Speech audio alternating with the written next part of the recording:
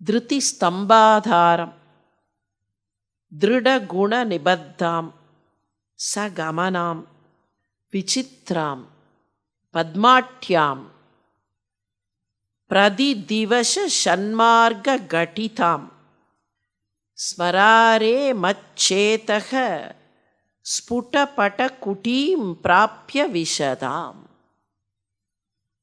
அங்கே இந்த மனசை குரங்குன்னு சொல்லிட்டு இப்போ அடுத்ததில் அப்படியே சொல்கிறார். இது என்ன தெரியுமா? இது திருதி ஸ்தம்பாதாரம்.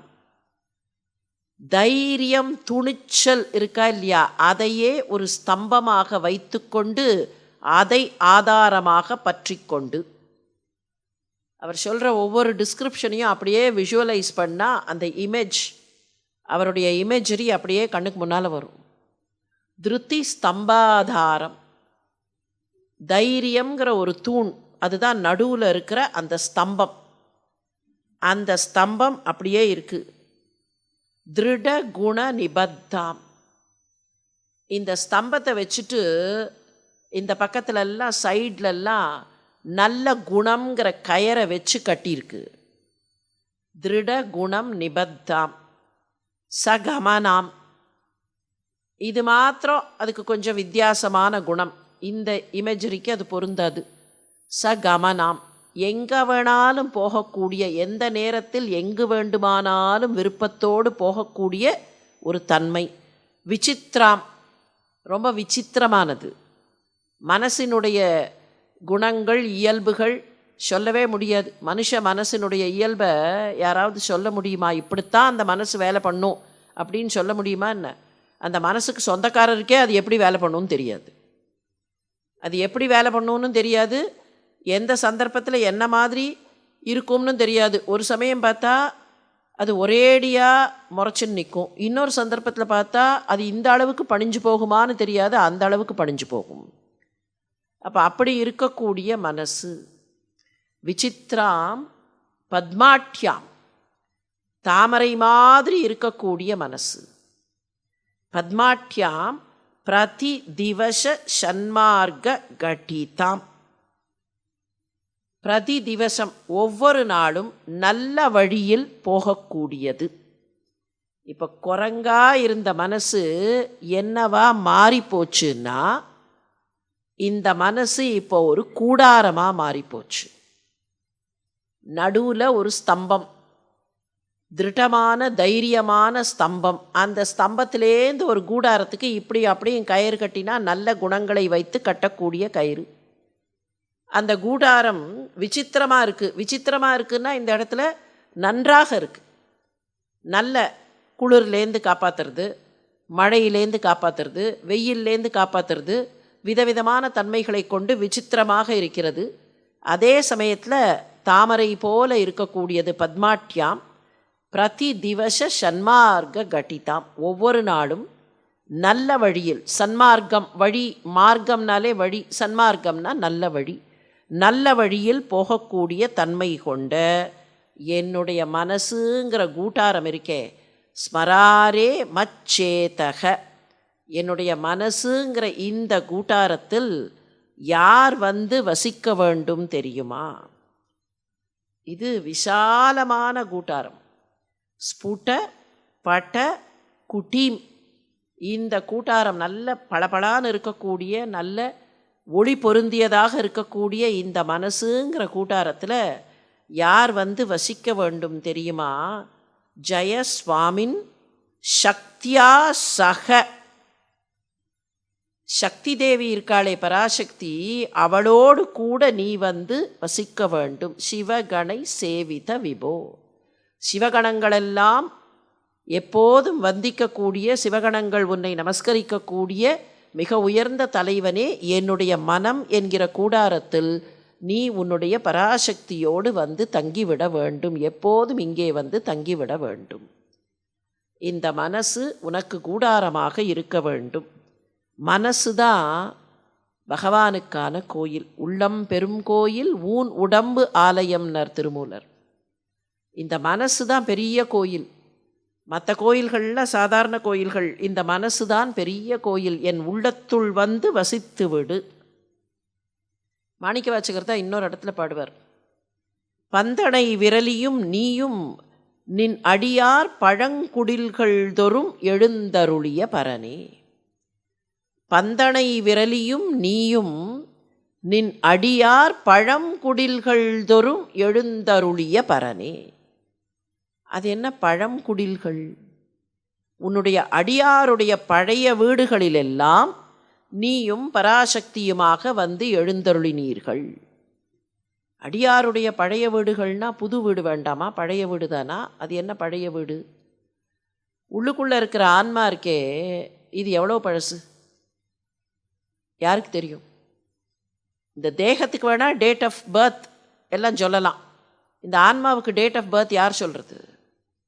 அது எப்போத்துலேருந்து வருது, எத்தனை பிறவியாக வருது, யாருக்கு தெரியும்? புல்லாகி பூடாகி பல்விருகமாகி இதுக்கு இடையில் எல்லாமாகி முனிவராய் தேவராய் கணங்களாய் எல்லா பிறப்பும் பிறந்து இளைத்தேன்.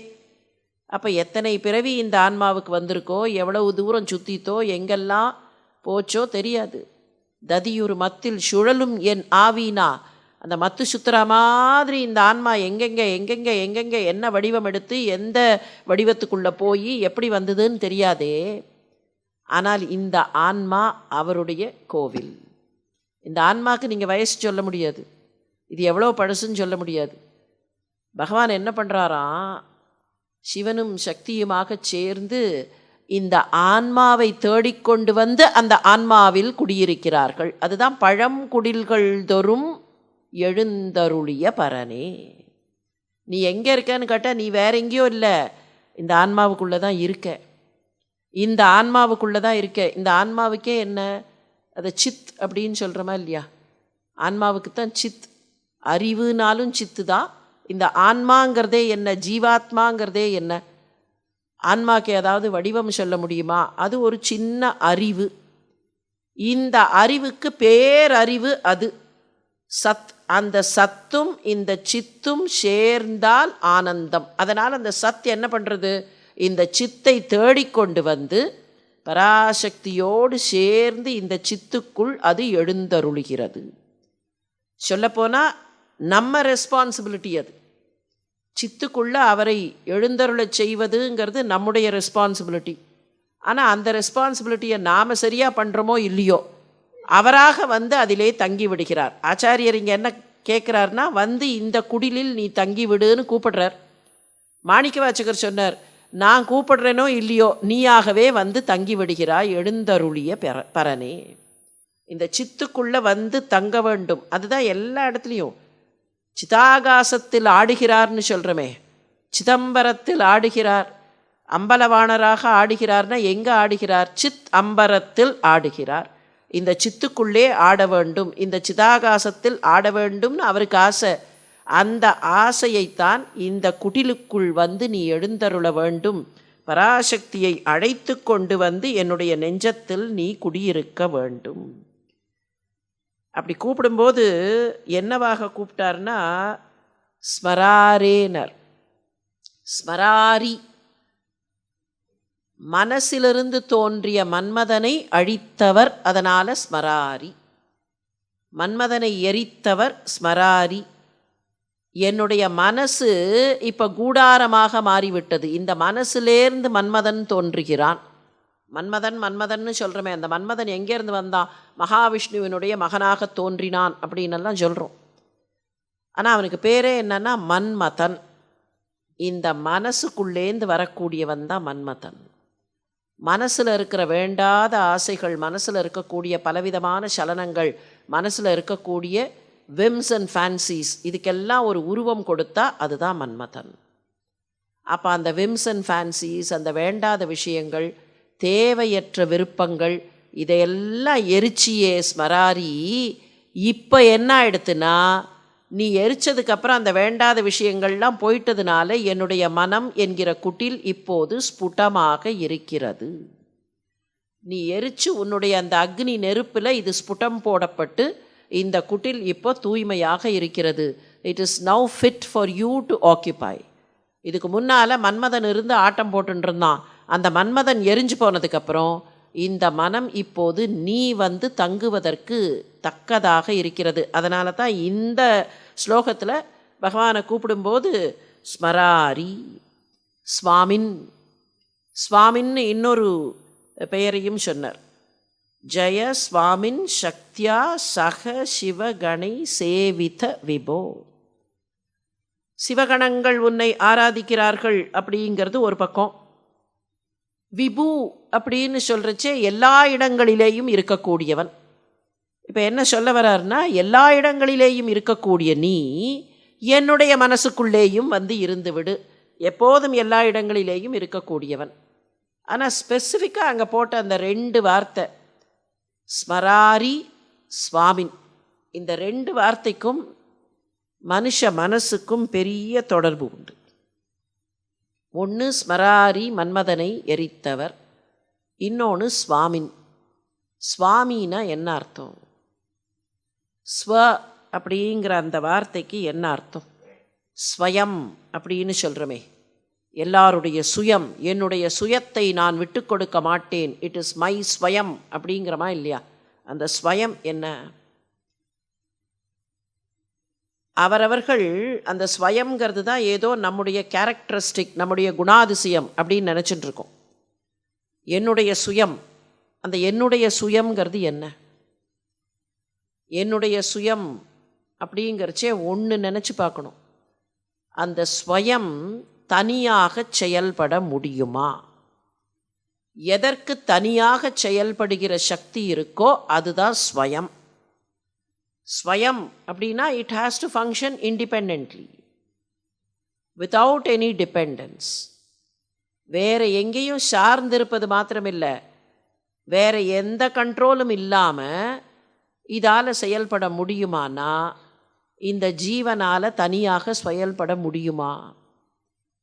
அப்போ இந்த ஜீவனுக்கு இல்லாதது தான் ஸ்வயம். ஸ்வயம் இந்த ஜீவனுக்கு இல்லை. ஸ்வயம்ங்கிறது இருக்குது. நம்ம ஏதோ பேசும்போது சொல்லிடுறோம், நான் ஸ்வயம், இட் இஸ் மை, என்னுடைய சுய கௌரவம் அப்படிங்கிறோம். சுயமே இல்லை, அப்புறம் என்ன கௌரவம் இருக்குதுல்ல? சுயம்ங்கிறதே இல்லை. ஸ்வயம், I am not completely independent, I have no complete freedom.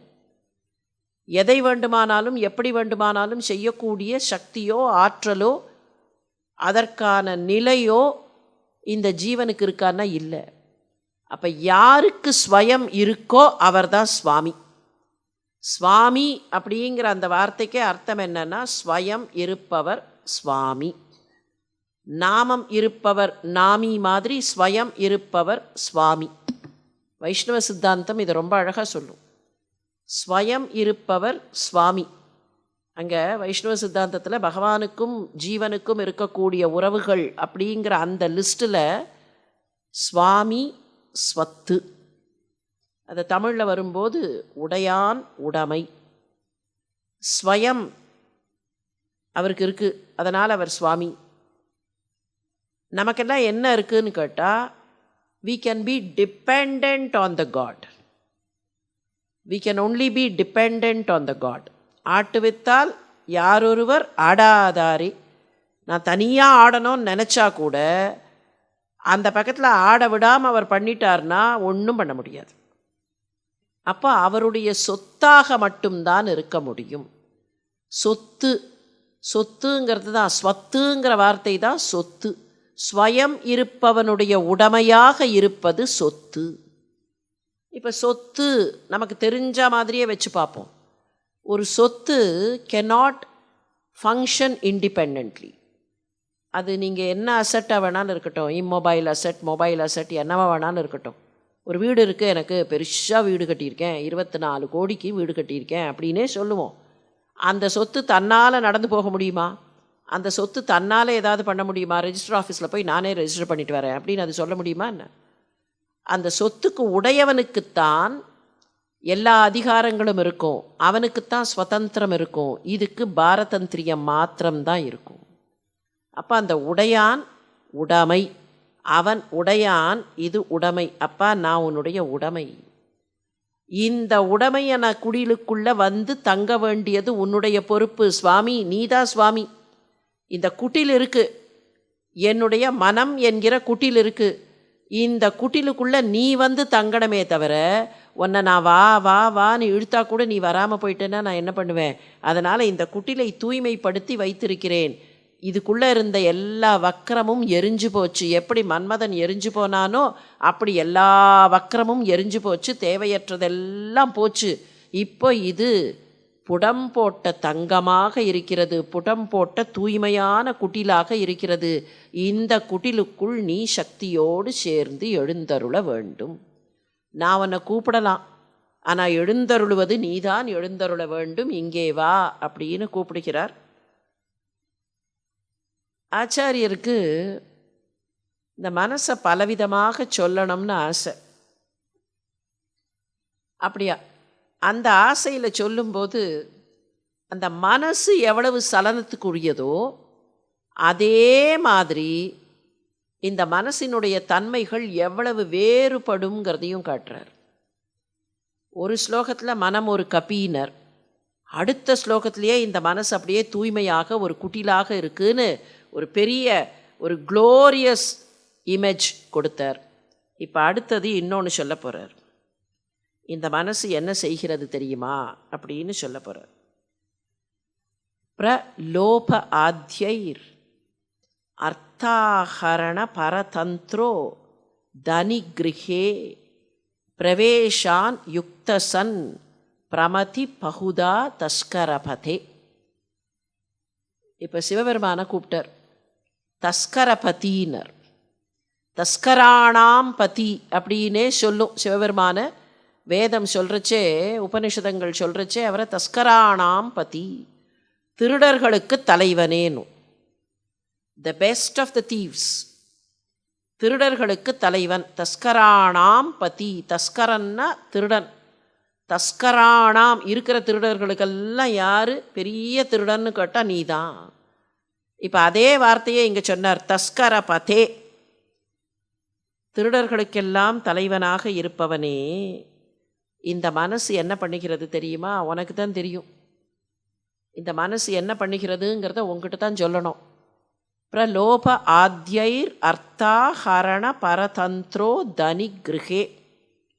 லோபம், அங்கே மோகம் சொன்னாரா இல்லையா? இங்கே லோபம். லோபம்ங்கிறது என்ன? ஒரு விதமான பேராசை.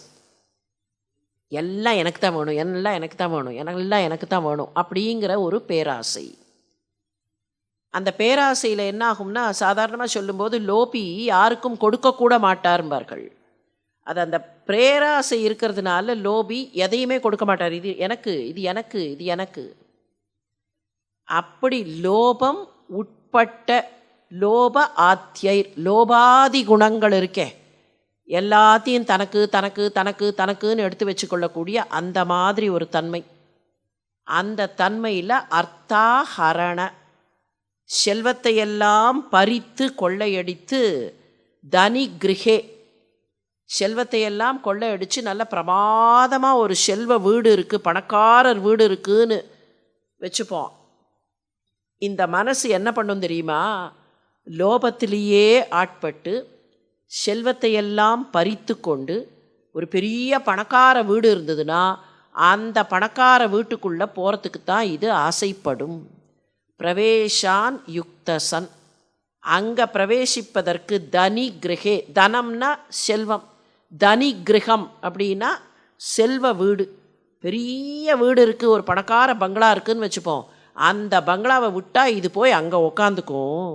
அந்த மாதிரி இருக்கக்கூடிய இந்த மனம், இந்த சாதாரண மனம் இல்லை. இந்த மனம் எப்படிப்பட்ட மனம்னா, எப்பப்பார் எல்லாத்தையும் அடித்து பறித்து எனக்கு எனக்கு எனக்கு எனக்குன்னே வச்சுக்கணும்னு ஆசைப்படுகிறதே.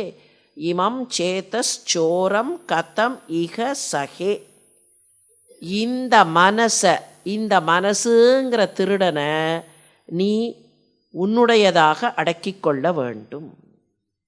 நீ உன்னுடையதாக, நான் எப்படிப்பா பொறுப்பேன்? கதம் இக சகே, நான் எப்படி பொறுப்பேன்? இந்த மனசு இப்படியெல்லாம் ஆட்டம் போடுகிற இந்த மனசு, இந்த மனசுங்கிற திருடனை என்னால் எப்படி பொறுத்துக்க முடியும்? என்னால் பொறுத்துக்க முடியல. ஏன்னா இந்த மனசு பாட்டு எங்கெல்லாமோ சுற்றி எனக்கு இது வேணும், இது வேணும், இது வேணும், இது வேணும்னு எல்லாத்தையும் எடுத்துக்கொண்டு வந்து அந்த பணக்காரத்தனத்துக்குள்ள, பணக்காரத்தனம்னு சொல்லும்போது not only currency, not only money, இந்த பொருள் அப்படின்னு ஒரு வார்த்தை இருக்கு. பொருள்ங்கிற வார்த்தைக்கு என்ன அர்த்தம்? சாதாரணமாக நாம் பொருள் அப்படின்னு சொன்னால் பொன்னும் பொருளும் அப்படிங்கிறச்சையே பொருள் அப்படிங்கும்போது we equate it with wealth. Thiruvalluvar பொருளில்லார்க்கு இவ்வுலகம் இல்லைனர். வள்ளுவரே சொல்லிட்டாராக்கும், வெல்த் இல்லைன்னா இந்த உலகத்தில் யாரும் வாழ முடியாது அப்படின்னு வள்ளுவரை வேற வம்புக்கு இழுப்போம். இந்த பொருள்ங்கிறதுக்கு வெல்த்னு மாத்திரம் அர்த்தம் இல்லை. Anything that is related to லௌகீகம், any energy or any capacity which is related to லௌகீகம் இஸ் கால்ட் பொருள். ஏன்னா லௌகீகம்ங்கிறதே என்னன்னா பொருள் சார்ந்தது. பஞ்சபூதம் அப்படின்னு சொல்கிறோமே, இந்த பஞ்சபூதத்தில் ஆகாசத்தை வேணால் இப்போதைக்கு விட்டுடலாம். ஆகாசத்துக்கு கீழே இருக்கிற காற்று, நெருப்பு, நீர், நிலம், இதெல்லாம் என்ன? Material, made up of some material. Element அப்படின்னு சொல்கிறோம், 5 எலிமெண்ட்ஸ் அப்படின்லாம் சொல்கிறோம். நான் எலிமெண்ட்னா என்ன, மாலிக்யூல்னா என்ன, எலிமெண்ட்னா என்ன, மேட்டர்னா என்ன, அந்த டீட்டெயில்ஸ்குள்ளே போக வேண்டாம். Ultimately all these are material. ஏதோ ஒரு விதமான மெட்டீரியல், மேட்டர் ரிலேட்டட். அதனால தான் பூதம் அப்படிங்கிற வார்த்தையே மேட்டர் ரிலேட்டட்னு அர்த்தம். பூதம், பூத கணங்கள் அப்படின்னா என்ன அர்த்தம்? சிவகணங்கள் பூதகணங்கள்னார்கள். சிவகணங்களுக்கும் பூதகணங்களுக்கும் என்ன வித்தியாசம்?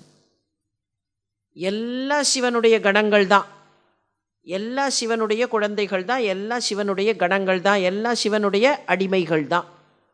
கணம் அப்படின்னு சொல்கிறச்சேயே அதனுடைய ஸ்லேவ், அதனுடைய அடிமை, ஏதோ ஒன்று. அந்த அரசர் இருந்தார்னா அரசருக்கான கணங்கள்.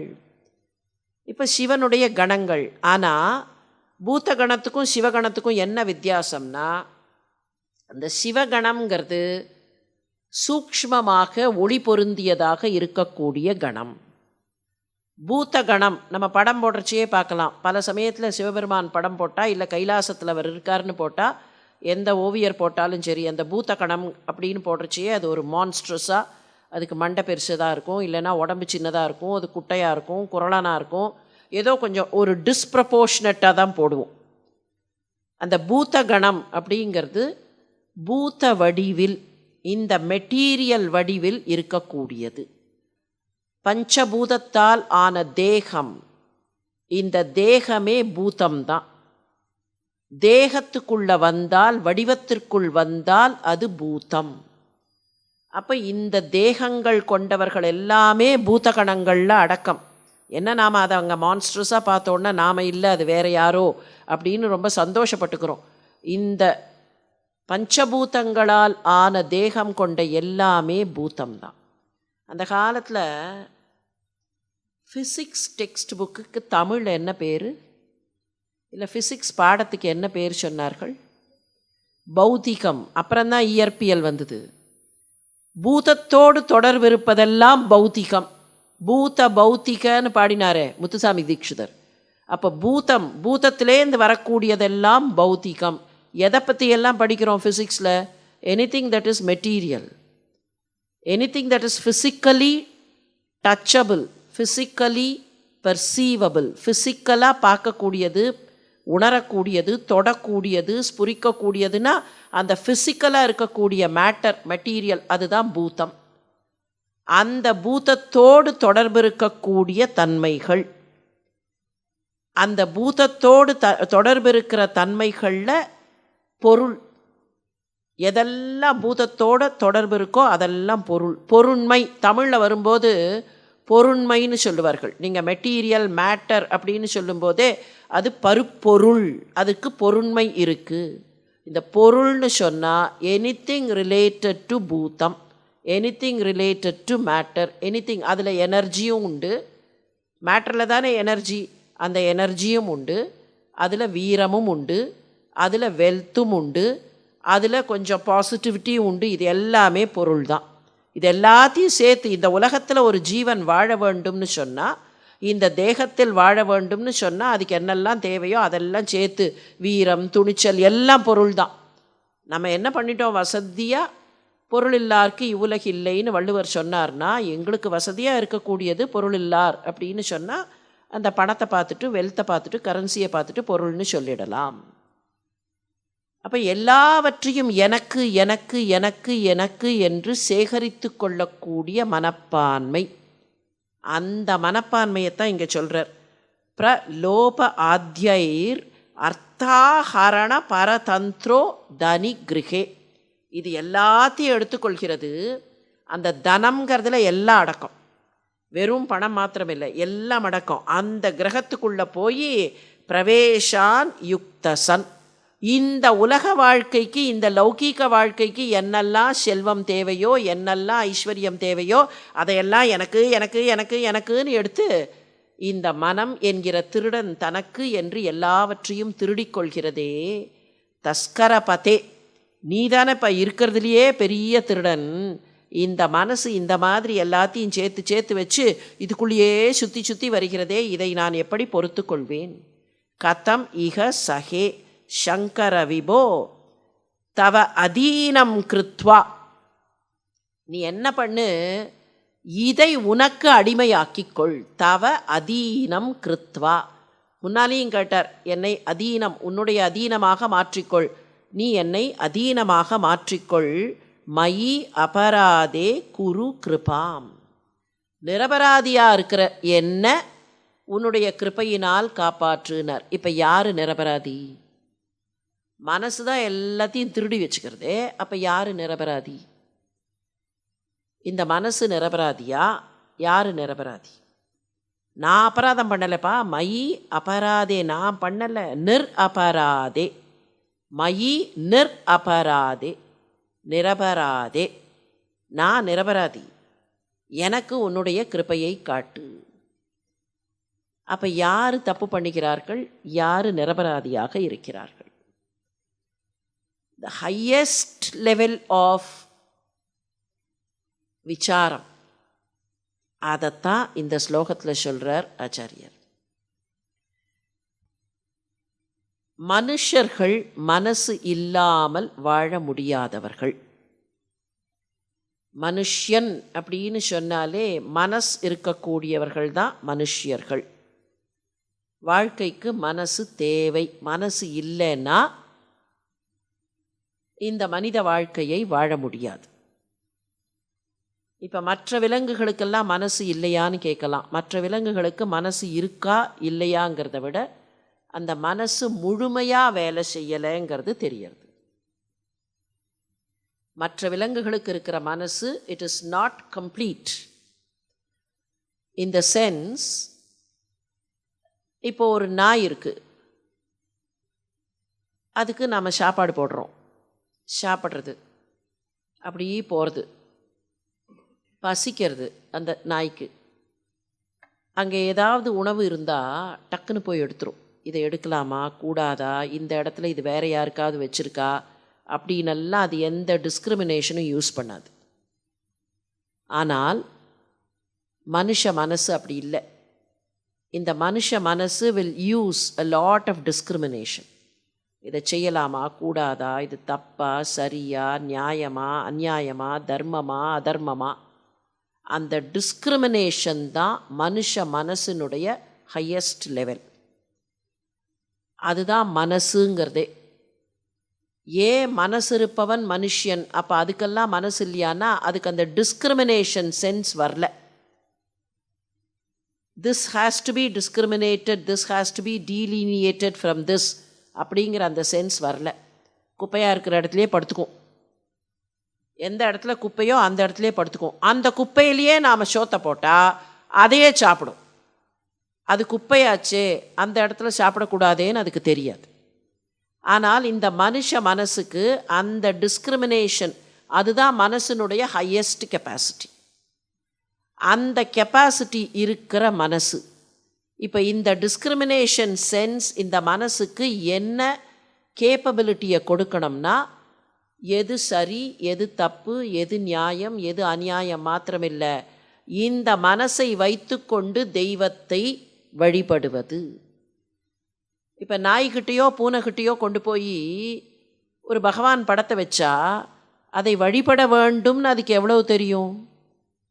நம்ம சொல்லலாம், எங்கள் வீட்டு நாய் அந்த மாதிரி பண்ணுறதே, நாங்கள் பூஜை ரூமில் போய் பூஜை பண்ணுறச்சே அதுவும் வந்து உட்காந்துக்கிறதேன்னா, இட் இஸ் பீன் கண்டிஷன் ரிஃப்ளெக்ஸ்ட். அந்த வீட்டில் திரும்ப திரும்ப திரும்ப ஏதோ நடந்து அதை பார்த்து பார்த்து சரி இந்த இடத்துல காத்துட்டு இருந்தால் நமக்கு இது கிடைக்கும் அப்படின்னு அது உட்காந்துட்டுருக்கும். அது இயல்பாக இருக்கிற விஷயம் இல்லை, அதனுடைய இயல்பு கிடையாது. அதனுடைய இயல்பு எங்கே வேணாலும் ஓடுறது, என்ன வேணாலும் பண்ணுறது. ஆனால் மனிதர்கள் அப்படி இல்லை. இந்த மனிதனுடைய இயல்பே அந்த மனசு அந்த டிஸ்கிரிமினேஷனை பார்த்து தெய்வத்தை நோக்கி போகக்கூடியது. இந்த தெய்வத்தை வழிபட வேண்டும் அப்படிங்கிறது தான். எந்த தெய்வமாக இருந்தாலும் அந்த தெய்வத்தை வழிபடுவது, கோயிங் டுவர்ட்ஸ் காட்லினஸ், அதுதான் இந்த மனசினுடைய ஸ்பெஷாலிட்டி. ஆனால் ஒரு ஸ்டேஜில் இந்த மனசு எங்கே போய் உக்காரணும்? இந்த மனசு காட்லினஸை பார்த்து போகணும், டிவினிட்டியை பார்த்து போகணும். இது எங்கே போய் உக்காரணும்? அங்கே போய் உக்காந்துடணும். அங்கே போய் உக்காரது மாத்திரமில்லை, அங்கே அப்படியே மர்ஜ் ஆகணும். ஆனால் இது என்ன பண்ணுறது? பல நேரத்தில் அங்கே மர்ஜ் ஆகாமல் திருப்பி வந்து, இல்லை இல்லை இந்த கோவிலுக்கு போகிற வழியில் ஒரு கார் பார்த்தோமே, அந்த கார் எவ்வளோ பிரமாதமாக இருந்தது, நாளைக்கு அது என்ன விலைன்னு கேட்கணும் அப்படின்னு இந்த மனசு இங்கே திரும்பி வந்துடுறது. அப்படி திரும்பி வந்து எல்லாத்தையும் சேர்த்து அதுதான் இது சேதஸ்சோரம். எல்லாவற்றையும் வேண்டாத விஷயங்களை, மேட்டர்ஸ் ஆஃப் இம்பர்மனன்ஸ் எல்லாத்தையும் சேர்த்து இதுன்னு சேர்த்து இந்த மனசு திருடனாக செயல்பட்டு வேண்டாததையெல்லாம் சேர்த்து கொள்வது மாத்திரமில்லை, எங்கே இது மாதிரி எங்கே ஆடம்பரம் இருக்கோ, எங்கே ஆரவாரம் இருக்கோ அங்கே போகிறதுக்கு தான் இது பார்த்துட்டுருக்கு. அங்கே போகாமல் அது உன்னிடத்தில் வர வேண்டும். இந்த மனசை நான் எப்படிப்பா பொறுத்துப்பேன்? எவ்வளவுதான் நான் அந்த டைரக்ஷனில் கொண்டு வந்து விட்டாலும் அது அங்கே போக மாட்டேங்கிறது, இங்கே வருது. சரி, இப்போ இதில் நிரபராதி யார்? மனசு நிரபராதியா இல்லையா? இந்த மனசுக்கும் அந்த நிரபராதி அந்த எலிமெண்ட்டுக்கும் என்ன சம்பந்தம்? ரமணர் ரொம்ப அழகாக ஒரு விஷயம் சொல்லுவார். 2 வார்த்தைகள். மனோலயம் இருந்தால் மாத்திரம் போராது, மனோநாசம் அடைய வேண்டும்பர். What is the difference between மனோலயம் அண்ட் மனோநாசம்? ஒரு கச்சேரி கேட்குறோன்னு வச்சுப்போம். அந்த கச்சேரியில் நம்ம மனசு அப்படியே லயிச்சு போகிறது. சொல்கிறோமா இல்லையா? நான் லயிச்சு போயிட்டேன் அப்படிங்கிறோம். சரி, கச்சேரி முடிஞ்சோடனே லயிச்சு போன மனசு வெளியில் வந்துடுது, அதுலேருந்து செப்பரேட் ஆகிடுது. இந்த லயம்ங்கிறது கொஞ்ச நேரத்துக்கு சேரும், ஆனால் there is a probability of separating it. லயம்ங்கிறது முழுசாக மர்ஜ் ஆகிறது இல்லை, போய் ஒட்டின்னு இருக்கும். வெளியிலேருந்து பார்க்குறதுக்கு அங்கேயே இருக்கிற மாதிரி இருக்கும். ஆனால் இதை பிரிக்க வேண்டும் என்றால் ஒரு பாயிண்ட் ஆஃப் க்ளீவேஜ் கிடைக்கும், பிரிச்சுடலாம். மனோ நாசம்ங்கிறது அப்படி இல்லை, மனசே நாசமாகிவிட்டது. மனசுங்கிறதே இல்லை, அந்த ஆத்மா முழுக்க மனசையே விட்டுட்டு மனசே இல்லாத ஒரு ஆத்மாவாக பரமனோடு ஐக்கியப்பட்டு விடுகிறது. மனோநாசம். அருணகிரிநாதர்கிட்ட சும்மா இரு சொல்லற அப்படின்னாரே, அந்த சும்மா இரு சொல்லறங்கிறதுக்கு என்ன அர்த்தம்? வாயை பேசாமல் இருக்கிறது. வாய் பேசாமல் இருந்து பார்ப்போம். வாய் பேசாமல் இருந்தால் மனசு பேசாமல் இருக்கும். மனசு அந்த சமயத்தில் இன்னும் கிடைச்சது சான்ஸ்னு என்னென்னமோ பேசின்னு இருக்கும், எங்கெங்கேயோ சுற்றின்னு இருக்கும். அட்லீஸ்ட் கண்ணும் காதும் மற்ற புலன்களும் வேறு எங்கேயோ எதையோ பார்த்து டைவர்ட் ஆகிடுதுன்னா மனசு அட்லீஸ்ட் ரொம்ப தப்பிச்சு வெளியில் போகாது. இது எல்லாத்தையும் கண்ட்ரோல் பண்ணிவிட்டு அப்படி உட்காந்தோன்னா, எழுத்தாளர் சுஜாதா ஒரு சின்ன பிட் எழுதியிருப்பார், ஒரு ரைட்டப் கொடுத்துருப்பார். எப்படி தியானத்தில் உட்கார ட்ரை பண்ணி பார்த்து அந்த சமயத்தில் அந்த மனசு கண்ட்ரோலே ஆகாமல் ஊரில் இருக்கிற எல்லா விஷயத்தையும் பண்ணிட்டு வந்தது அந்த மனசு. இப்போ அந்த மாதிரி எங்கெங்கேயோ சுற்றி திரியக்கூடிய மனசு, அதை முதல்ல கண்ட்ரோல் பண்ணணும். கண்ட்ரோல் பண்ணி பகவான்கிட்ட ஒட்ட வைக்கணும். அப்படி ஒட்ட வச்சதுக்கப்புறம் அந்த மனம் இல்லாமல் போக வேண்டும். அதுதான் சும்மாயிரு சொல்லற. சும்மாயிரு சொல்லற என்றாலுமே அம்மா பொருள் அறிந்திலனே அப்படின்னாரே, அது எவ்வளோ கஷ்டமான விஷயம், சாதாரணமான விஷயம் இல்லை. மனசை அப்படியே கண்ட்ரோல் பண்ணு, மனசு இல்லாமல் பண்ணிவிடு, மனசை நாசப்படுத்திடுன்னா அது அவ்வளோ சாதாரணமான விஷயம் இல்லை. என் மனசு என்ன பண்ணுறது தெரியுமா? இந்த மனசு பாட்டு எங்கெங்கேயோ போய் எல்லாத்தையும் சேர்த்து சேர்த்து இது திருடனாகிறது. இப்போ நிரபராதி யார் தெரியுமா? இந்த ஆன்மா நிரபராதி. அந்த இடத்துல அந்த டீலினியேஷன் கொண்டு வந்தார். ஆன்மாவினுடைய மனசு நாசமடைந்து விட்டால் ஆன்மா பரமனை சேர்ந்து விடும். அப்பா, என்கிட்ட இந்த மனசுன்னு ஒன்றை கொடுத்துருக்கியே, எதுக்கு தான் இந்த மனசை கொடுத்தியோ தெரியல. இந்த மனசு இல்லாத பாடுபடுத்துகிறதே, இந்த மனசு எனக்கு வேண்டாம். நிரபராதியாக இருக்கிற எனக்கு உன்னுடைய கிருபையை காட்டு. நீதானே திருடர்கள்லேயே பெரிய திருட. இப்போ என் மனசு திருட, நீ திருடர்கள்லேயே பெரிய திருட. பேசாமல் என் மனசை திருடிக்கும். என் மனசை நீ திருடிக்கொள். என் உள்ளம் கவர் கள்வன். என் மனசை நீ திருடி வச்சுக்கோ. நீ சாதாரண திருடன் இல்லை, பெரிய திருடன். அதனால் என்னோட மனசை நீ மொத்தமாக திருடின்ட்டேனா நான் நிரபராதியாக இருக்கிற இந்த ஆன்மாவுக்கு உன்னுடைய கிருபையை காட்டு. உள்ளம் கவர் கள்வன்னு தானே அவரை எல்லாரும் சொன்னார்கள். உள்ளம் கவர் கள்வன். ஞானசம்பந்தர் அப்படித்தானே பாடினார். தோடுடைய செவியன் விடையேறி நீ சுடலை பொடியெல்லாம் பூசி இருக்கக்கூடியவன், தூவன் மதி சூடியவன், ஆனால் நீ யாருன்னு கேட்டால் என் உள்ளம் கவர் கள்வன். என்னுடைய உள்ளத்தை நீ எடுத்துக்கொள்ள வேண்டும். அதனால தானே கிருஷ்ணனுக்கு கூட சித்தச்சோரன்னு தானே பேர்.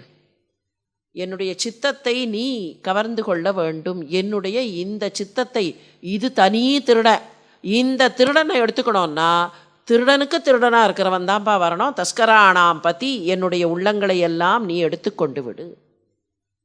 அவருக்கு ஏன் தஸ்கரானாம் பத்தின்னு பேர்னா, எல்லாருடைய உள்ளங்களையும் கவர்ந்து கொள்ளக்கூடியவர். இந்த ஜீவிதம் ஆரம்பிக்கிறச்சே மனசு தேவை. மனசு இல்லாமல் மனுஷ வாழ்க்கை இல்லை. இந்த மனசு தான் பகவான்கிட்ட நம்மை அழைத்து கொண்டு போக வேண்டும். ஆனால் ஒரு ஸ்டேஜுக்கு அப்புறம் இந்த மனசு வேலை பண்ணிகிட்டே இருந்ததுன்னா அங்கே நிற்க மாட்டோம். அங்கேருந்து சுற்றி சுற்றி சுற்றி சுற்றி இங்கே திரும்பி திரும்பி வந்து விடுவோம். அப்படி திரும்பி வந்துடாமல் இருக்கிறதுக்கு இது அங்கேயே நிற்க வேண்டும்னு சொன்னால், அங்கேயே இருப்பதற்கு என்னுடைய மனசை எடுத்து கொண்டு விடு. என் மனசு இப்படியெல்லாம் ஆட்டம் போட்டால் நான் என்ன பண்ணுவேன்? என்னை உன்னுடைய அடிமையாக எடுத்துக்கொள். இந்த ஆத்மாவை உன்னுடைய அடிமையாக எடுத்துக்கொண்டு விட்டால் அதுக்கப்புறம் அந்த மனசு வேலை செய்யாது, மனோ நாசம் அடைந்து விடும். இந்த மனசு முழுமையாக நாசம் அடைந்து விட்டால் நான் உன்னுடைய அடிமையாக நான் உன்னிடத்திலேயே இருப்பேன். நிரபராதிப்பா, நான் நிரபராதிப்பா, இந்த ஆன்மா நிரபராதி. இப்போ மறுபடியும் ரமணர்கிட்ட தான் போக வேண்டியிருக்கு. நான் நான் அப்படின்னு ஒரு வார்த்தை சொல்கிறோமே, அந்த நான் எதை குறிக்கிறது? ரமணர்கிட்ட ஒரு சிஷ்யர் போனார். சுவாமி, எனக்கு தலைவலிக்கிறதுன்னார். ரமணர் கவனிக்காத மாதிரி உட்காந்துருந்தார். அவர் மறுபடியும், சுவாமி எனக்கு தலைவலிக்கிறது. அப்போவும் கவனிக்கலை. இவர்கிட்ட போனால் ஏதாவது சீக்கிரமாக தலைவலி போகிறதுக்கு ஒரு சின்ன மருந்து ஏதாவது சொல்லுவார்னு பார்த்தா இவர் கவனிக்காமல் இருக்காரே. சுவாமி தலைவலிக்கிறது. யாருக்கு தலைவலி அப்படின்னார். இவ்வளோ நாடியாக சொல்லின்னு இருக்கேன் தலைவலிக்கிறது தலைவலிக்கிறதுன்னு, என்னமோ தெரியாத மாதிரி யாருக்கு தலைவலின்னு கேட்குறாரே. எனக்கு தான் தலைவலி. மறுபடியும் கேட்டார், யாருக்கு தலைவலி? சுவாமி எனக்கு தலைவலி இல்லை, எனக்குன்னு சொன்னியே, அந்த எனக்கு யாருன்னார். அந்த எனக்கு யாரு? தலைவலி உனக்குன்னு சொல்றியே, அந்த நீ யார்? நீ உனக்கு அப்படின்னு சொல்கிறியே, எனக்குங்கிறியே, நான் அப்படிங்கிறியே, யார்?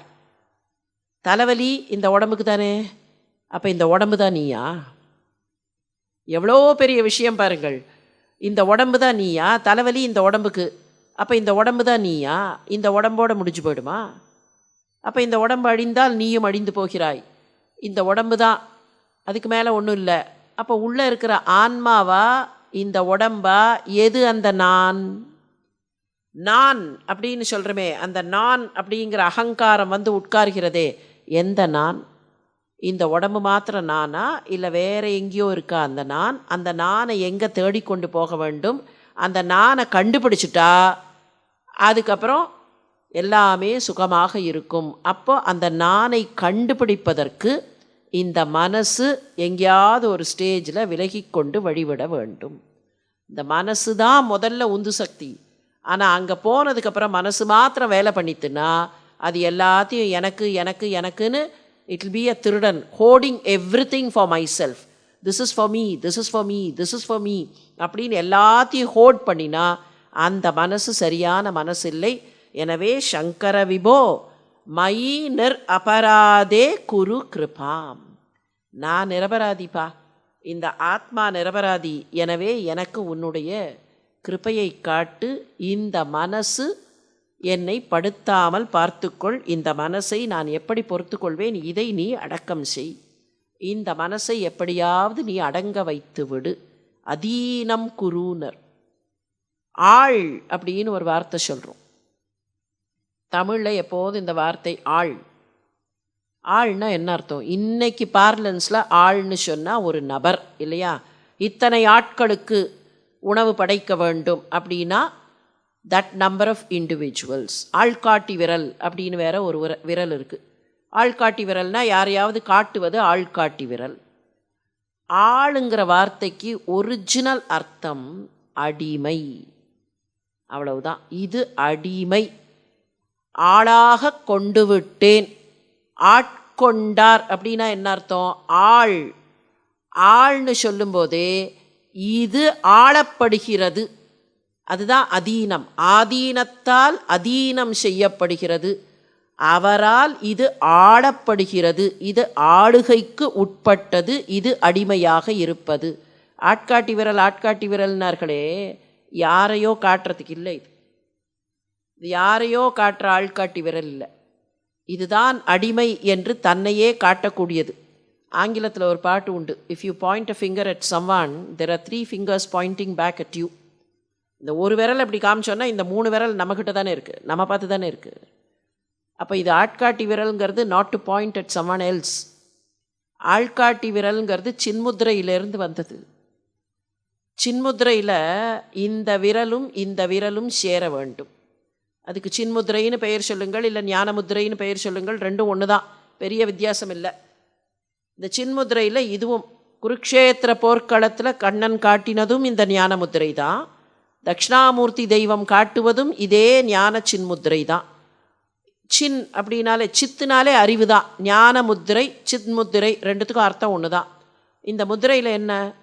இந்த விரலில் இது போய் சேருகிறது.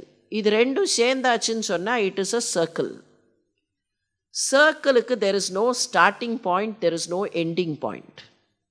அப்போ இது ரெண்டும் சேர்ந்து விட்டது, இணைந்து விட்டதுன்னா பெருவிரலாக இருக்கிற அந்த இறைவனோடு இந்த அடிமை போய் சேர்ந்து விடுகிறது.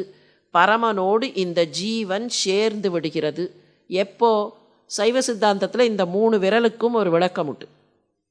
இந்த 3 விரலும் என்னான்னு கேட்டால் ஆணவம் கன்மம் மாயை. ஒவ்வொரு ஆன்மாவையும் சூழ்ந்து கொண்டிருக்கக்கூடிய 3 மலங்கள் என்னன்னா ஆணவம் கன்மம் மாயை. இந்த ஆணவம் கன்மம் மாயை இந்த 3ம் போச்சுன்னா இந்த ஜீவன் பரமனோடு இணைந்து விடும். அதற்கு பின்னர் இதை பிரிக்க முடியாது. எது எண்டிங் பாயிண்ட் எது ஸ்டார்டிங் பாயிண்ட்னு கண்டுபிடிக்க முடியாது. இது அடிமை. இது இந்த பரமனுக்கு அடிமை என்பதை காட்டுகிற விரல் தான் ஆள்காட்டி விரல். ஆனால் காலப்போக்கில் நம்ம யாரையோ சுட்டி காட்டுவதற்கு ஆள்காட்டி விரல் அப்படின்னு கொண்டு போயிட்டோம். ஆள்னு சொன்னாலே ஆளுகைக்கு உட்பட்ட அடிமை. ஆளாக கொண்டு விட்டேன் அப்படி தானே சொல்கிறோம். எற்றைக்கும் 7 பிறவிக்கு முந்தன்னோடு உற்றோமேயாவோம் உனக்கே நாம் ஆட்செய்வோம். உனக்கு நாங்கள் ஆள் செய்வோம்னா உனக்கு அடிமையாக இருப்போம். ஆளாக கொண்டு விட்டேன். பண்டை காலத்து பைத்தியத்தில் ஒன்றெனவே ஆளாக கொண்டு விட்டேன்னாரே மகாகவி பாரதி. அப்போ என்ன அர்த்தம்? எனக்கு ஆளாக வைத்து விட்டேன்னா என்னுடைய அடிமையாக என்னுடைய சேவகனாக கொண்டு விட்டேன். அதீனம் குருங்கிறதும் ஆளாக கொள்ங்கிறதும் ரெண்டும் ஒன்று தான். என்னை உன்னுடைய அதீனமாக கொண்டு விடு, என்னை உன்னுடைய ஆளாக கொண்டு விடு அப்படின்னு கேட்டு, இந்த மனம்ங்கிறது ஒரு கபி, இந்த மனம்ங்கிறது ஒரு கூடாரம், இந்த மனம்ங்கிறது ஒரு திருடன் அப்படின்னு கொண்டு வந்து நிறுத்தினார். இப்போ திருடனாக இருக்கும்போது திருடன்கிற அந்த மனசை அப்படியே உன்கிட்ட எடுத்துக்கோப்பா தஸ்கரானாம் பற்றி நான் அபராதேன்னு சொன்ன உடனே அந்த மனம் இப்போ போயிடுது. இப்போ மனம் இல்லை, மனம் நாசம் அடைந்து விட்டது. இப்போ அடுத்தது சொல்கிறார்,